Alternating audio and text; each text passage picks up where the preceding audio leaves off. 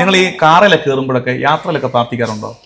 എനിക്ക് നല്ല ഉറപ്പാണ് ഇവിടെയൊക്കെ നിങ്ങൾക്ക് ഫുൾ എൻക്ലോസ്ഡ് ഫാമിലി ടൈം കിട്ടുന്നത് കാറിലാണ്. അത് സത്യമാണ്. ഉണ്ട്, നിങ്ങൾ പിള്ളേരോട് സംസാരിക്കേ പ്രാർത്ഥിക്കണം. സ്റ്റാർട്ട് ചെയ്യുമ്പോൾ ഒരു ചെറിയ പ്രാർത്ഥനയൊക്കെ ചെല്ലുക. Maybe to Saint Michael, അല്ലെങ്കിൽ റഫായലാണ് യാത്രക്കാരുടെ മധ്യസ്ഥനായ മാലാഖ, അല്ലെങ്കിൽ ക്രിസ്റ്റഫർ, സെയിന്റ് ജോസഫ്. കാറെ കയറുന്ന പാടെ നിങ്ങൾ അതാ ചെയ്യുന്നല്ലേ? അല്ല, ചെയ്യുന്നുണ്ട്. കാറെ കയറുമ്പോഴെല്ലാം സാം 91 ചെല്ലും. മാതാവിന്റെ പ്രതിഷ്ഠയും വിമല ഹൃദയ പ്രതിഷ്ഠയും ഇതും ചെല്ലുന്നുണ്ട് കാറെ. എല്ലാ ദിവസവും കാറെ കയറുമ്പോൾ നല്ല കാര്യം. സേഫ് ആയിട്ട് എത്താൻ ഡ്രൈവിംഗ് സ്കില്ലുള്ള ഒരാളുടെ വിചാരം ഞാൻ തന്നെ ഡ്രൈവ് ചെയ്ത് എത്തുമെന്നാണ്. പക്ഷെ അവിടെയും ദൈവത്തെ ഡിപ്പെൻഡ് ചെയ്യുന്ന ഡിപ്പെൻഡൻസ് ഉണ്ടാകുകയും അത് എക്സ്പ്രസ് ചെയ്യുകയും ചെയ്യുന്നിടത്താണ് ഫെയ്ത്ത് ട്രാൻസ്ഫർ ചെയ്യപ്പെടും. അതാണ് നിങ്ങൾ ചെയ്യുന്നത്. നല്ല കാര്യമാണ്. ഗുഡ്. ഇവിടെ നിങ്ങളും കാറെ കയറുമ്പോഴൊക്കെ പ്രാർത്ഥിക്കാറുണ്ടോ?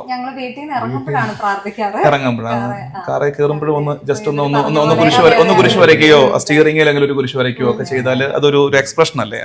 തിരിച്ചു വീട്ടിലെത്താൻ ലേറ്റ് ആവും. അപ്പൊ അമ്മ പറയും കൊന്തയല്ല. അപ്പൊ കുരിശുമണിക്ക് നേരമായി 7 മണിയായി, കൊന്തയില്ലേക്കാം. അപ്പൊ കാറയിൽ നമ്മളൊരു കൊന്തയില്ല. അപ്പൊ കുരിശുവര അവിടെയാ. നമ്മൾ യാത്ര ചെയ്യുന്ന വഴിക്ക് കുരിശുവര നടക്കുകയാണ്. അപ്പൊ അങ്ങനെ പ്രയർ ബിഫോർ മീൽസ് ഉണ്ടോ? ഭക്ഷണം കൊണ്ട് മുമ്പിൽ വെച്ചു, ഒരു വലിയ പ്രയർ ഒന്നും അല്ല, at least a sign of the cross.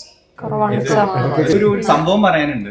അതായത് എന്റെ രണ്ടാമത്തെ സ്കൂളിൽ പോകാൻ തുടങ്ങി കഴിഞ്ഞപ്പോൾ, ഒരു പബ്ലിക് സ്കൂളാണ്, ഇവര് പല പല ഫ്രണ്ട്സ് ഉണ്ട്. അപ്പൊ വേറൊരു ക്രിസ്ത്യൻ പയ്യൻ ഇവര് ഭക്ഷണം കഴിക്കുന്നതിന് മുമ്പ് അവൻ ഗ്രേസ് ചെയ്യില്ല. അപ്പൊ വന്ന് വീട്ടിൽ വന്ന് പറയാണ് അവൻ ഗ്രേസ് ചെയ്യില്ല.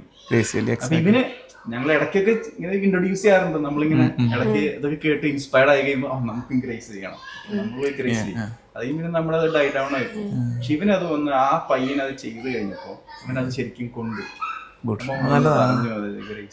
അപ്പൊ നമ്മുടെ കുഞ്ഞുങ്ങൾ ഇത് എത്ര പേരിലേക്ക് സ്പ്രെഡ് ചെയ്യും? അങ്ങനെ ചിന്തിക്കുന്നത്. ഇപ്പൊ ഒരു കുട്ടി ചെയ്തത് നമ്മുടെ കൊച്ചിനെ കൊണ്ടെങ്കിൽ നമ്മുടെ കൊച്ചുങ്ങൾ അത് ചെയ്യാൻ തുടങ്ങിയാൽ ശരിക്കും ഞാൻ ധ്യാനത്തിന് പറഞ്ഞില്ലേ, അതിനാണ് നമ്മളെ കർത്താവ് ഇവിടെ കൊണ്ടുവന്നിരിക്കുന്നത്. ഈ സാധനം സ്പ്രെഡ് ചെയ്യണം. അപ്പൊ ഇത്രയേ ഉള്ളൂ. കുട്ടികളോട് ഇത്രയെങ്കിലും പറഞ്ഞു കൊടുക്കുക. മിനിമം ഭക്ഷണം കൊണ്ട് മുമ്പിൽ വെച്ചു, just a sign of the cross. Maybe ബ്രെഡിലോ റൈസിന്റെ മുകളിലോ ഒരു കുരിശ്, ഫൈൻ, മതി. അതായത് താങ്ക്ഫുൾ ആകുന്നതാണ്.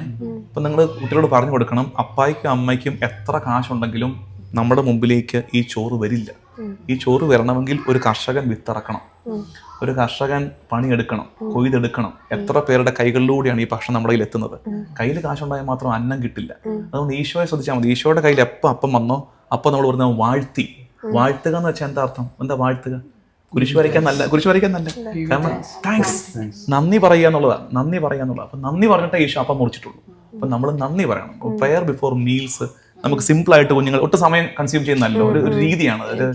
നമ്മൾ ധ്യാനത്തിന് സ്പിരിച്വൽ ഡിസിപ്ലിൻ ആണ്. ഡിസിപ്ലിൻ തുടങ്ങി വെക്കുകയാണ്. ഗുഡ്.